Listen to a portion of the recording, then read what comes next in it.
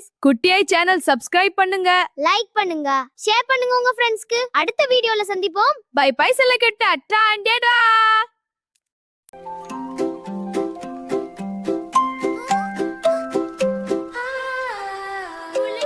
உருளைக்கிழங்கு செல்ல குட்டி எங்க போச்சு, தக்காளி குடையில தொங்க போச்சு, தக்காளி எட்டி உதைக்க அழுத்திருச்சு, அம்மா வந்து கொஞ்சினதும் சிரிச்சிருச்சு, கோலம் போட்ட வீட்டுக்கு அழுதுகிட்டே வந்துச்சு, மஷ்ரூம்